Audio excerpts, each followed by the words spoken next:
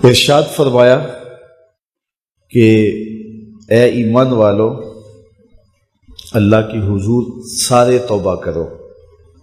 توبہ کرنے کا حکم اس آیت میں سب کو دیا گیا ہے۔ توب الی اللہ جمیعا، اے ایمان والو سب کے سب اللہ کی حضور توبہ کرو۔ علامہ اسماعیل حقی نے یہاں بڑی خوبصورت بات لکھی۔ وہ فرماتے ہیں کہ اللہ تعالیٰ نے سب کو توبہ کا حکم دے کے گناہ گاروں کا پردہ رکھ لیا۔ اگر صرف گناہ گاروں کو کہا جاتا کہ تم توبہ کرو اور ان پر واجب کر دی جاتی اور نیکوکاروں پر توبہ کرنے کا حکم نامہ نہ رکھا گیا ہوتا تو پھر گناہ گار توبہ کرتے تو وہ نمایاں ہوتے۔ تو یہاں نیکوکاروں کو کہا گیا ہے کہ تم بھی توبہ کرو، بدکاروں کو کہا گیا ہے تم بھی توبہ کرو۔ نیک توبہ کریں گے تو درجے بلند ہوں گے، گناہ گار توبہ کریں گے تو گناہ معاف ہوں گے۔ اور رسول اللہ صلی اللہ علیہ وسلم نے کمال کرم فرمایا، حضور خود ایک دن میں 70 مرتبہ سے زیادہ استغفار کرتے تھے اور حضور نے اپنا عمل لوگوں کے لیے چھوڑا۔ تو اللہ تعالیٰ کی یہ کرم نوازی ہے، اس کی صفت ہے کہ وہ ستار ہے، وہ پردہ پوش ہے اور بندوں کو رسوا نہیں کرتا۔ تو اس طرح اجتماعی طور پہ توبہ کرنے کا اس نے ہمیں حکم دیا۔ توبہ ما قبل کے سارے گناہوں کو مٹا دیتی ہے۔ رسول کریم صلی اللہ علیہ وآلہ وسلم نے ارشاد فرمایا، التائب من الذنب کمن لا ذنب لہ، گناہ سے توبہ کرنے والا ایسا ہوتا ہے جس طرح اس نے گناہ کیا ہوا ہی نہیں ہے، اس کی زندگی پر کوئی گناہ ہے ہی نہیں۔ توبہ کرنے والا اس طرح گناہوں سے پاک ہو جاتا ہے جس طرح ابھی ماں کے پیٹ سے اس نے جنم لیا ہو۔ بلکہ فرمایا ہم ان کے گناہوں کو بدل کے نیکیوں میں تبدیل کر دیتے۔ تو جب گناہ بدل کے نیکیوں میں تبدیل ہوئے تو جتنا بڑا گناہ گار تھا اتنا بڑا نیکوکار ہو گیا، کیونکہ سارے کے سارے گناہ تبدیل ہو کے نیکیوں میں آ گئے۔ حضور علیہ السلام نے ارشاد فرمایا کل قیامت کے دن ایک شخص اللہ کی بارگاہ میں حاضر ہوگا اور اللہ تعالیٰ اس کو نامہ اعمال دے گا اور فرمائے گا اسے پڑھ۔ تو وہ جب اپنے نامہ اعمال کو پڑھنے لگے گا تو جو بڑے بڑے گناہ ہوں گے تو اللہ سے شرم اور حیا کی وجہ سے وہ نہیں پڑھ پائے گا، تو چھوٹے چھوٹے گناہ پڑھتا جائے گا تو بڑے بڑے گناہوں کو نظر انداز کرتا جائے گا، چھوڑتا جائے گا۔ تو جب وہ سارے گناہ پڑھ لے گا تو اللہ تعالیٰ ارشاد فرمائے گا بندے یہ جو تو نے جتنے گناہ پڑھے ہیں نا میں نے سب کو بدل کے نیکیوں میں تبدیل کر دیا۔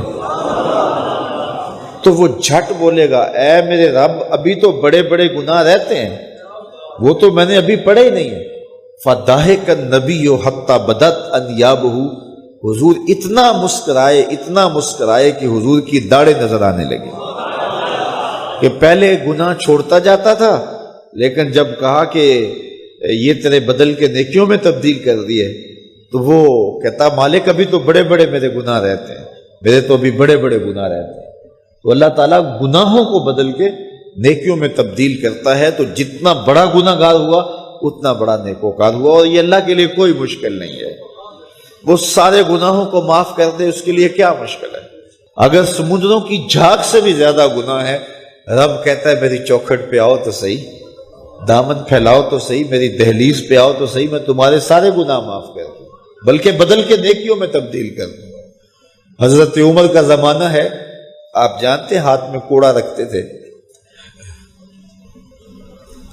تو آپ جا رہے تھے، ایک شرابی تھا، ہاتھ میں اس نے بوتل شراب کی پکڑی تھی، گلی کا موڑ کاٹا اس نے تو آگے حضرت عمر نظر آئے۔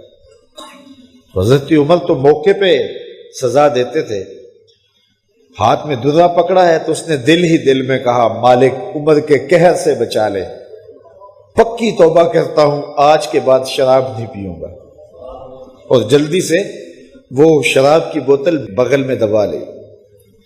حضرت عمر بھی سر پہ پہنچ گئے اور جھڑک کے کہا کہ یہ تیرے پاس کیا ہے؟ تو ڈرتے ہوئے کہا حضرت سرکہ ہے۔ تو عمر تھے، کہا نکال۔ تو جب نکالا تو واقعی سرکہ ہو گیا تھا۔ جو رب شراب کو سرکے میں بدلنے پہ قادر ہے، وہ رب گناہوں کو نیکیوں میں بدلنے پہ بھی قادر ہے۔ تو اس کے در پہ کوئی آئے تو صحیح، جھولی پھیلائے تو صحیح، ہم تو مائل بکرم ہیں، کوئی سائل ہی نہیں۔ راہ دکھلائیں کسے، راہ روے منزل ہی نہیں۔ کوئی اس کی دہلیز پہ تو آئے، اس کی چوکھٹ پہ تو آئے۔ یہ اسلام کا وہ دور ہے کہ جب حضور مسجد نبوی سے باہر نکلتے ہیں تو آگے حضرت عمر و ابو بکر رضی اللہ تعالی عنہما کھڑے ہیں، چہرے کے اوپر عجیب اداسی ہے۔ کہا عمر ابو بکر اس وقت کیوں کھڑے ہو؟ عرض کی حضور بھوک نے گھر میں ٹکنے نہیں دیا، ہم نے چاہا حضور کا چہرہ دیکھ لیں تو کچھ پیاس بجھ جائے، کچھ بھوک مٹ جائے۔ حضور نے فرمایا میرا حال بھی یہی ہے، جس چیز نے تجھے گھروں سے نکالا ہے وہی چیز مجھے گھر سے نکال لائی ہے۔ چلتے ہوئے حضرت ابو ایوب انصاری کے گھر کے قریب سے گزرے،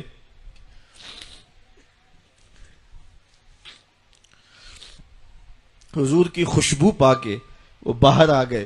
عرض کی بندہ نواز آج میرے مہمان نہیں بنتے؟ حضور نے کہا تمہاری مرضی۔ گھر لے گئے، چٹائی بچھائی، حضور کو بٹھایا، گھر والوں کو بکری کا بچہ ذبح کر کے دیا، کہا جلدی جلدی کھانا تیار کرو، میرے آقا کو بھوک لگی ہوگی۔ یہ کہہ کے واپس آئے، حضور کے پاس بیٹھے، نظر چہرے پہ پڑی تو گھبرا گئے۔ نکاحت کے آثار اتنے واضح تھے کہ سمجھ آ رہی تھی کتنے دنوں سے حضور نے کچھ نہیں کھایا۔ اٹھ کے باغ میں چلے گئے، کھجوروں کا خوشہ توڑا، حضور کے سامنے رکھا، کہا بندہ نواز جب تک کھانا تیار نہیں ہوتا یہ کھجوریں تناول فرمائیں۔ تھوڑی دیر کے بعد کھانا دسترخوان پہ لگ گیا، حضور سے عرض کی گئی حضور آئیں کھانا تناول کر لیں۔ دسترخوان پر تشریف فرما ہو کر کے حضور نے ایک روٹی لی اور چند بوٹیاں اٹھائیں اور ایک خادم کو بلا کر کے کہا جاؤ ہمارے گھر دے آؤ، میری بیٹی فاطمہ کتنے دنوں سے بھوکی۔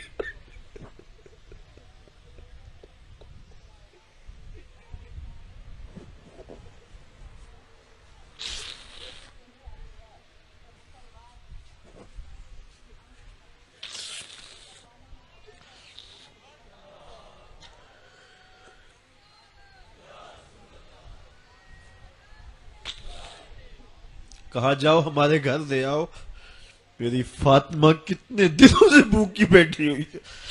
مال کے کونین ہیں گو پاس کچھ رکھتے نہیں، دو جہاں کی نعمتیں ہیں ان کے خالی ہاتھ میں۔ آپ کو پتا ہوگا کہ جب میرے حضور کا وصال ہوا ہے تو حضور کی ایک زرہ ایک یہودی کے گھر میں گروی رکھی ہوئی تھی، حضور نے زرہ رکھ کر کے اس سے قرض لیا ہوا تھا۔ یہ اسلام کی غربت کی کہانی ہے، اور پھر اللہ نے اسلام کو امارت کے رنگ بھی دیے۔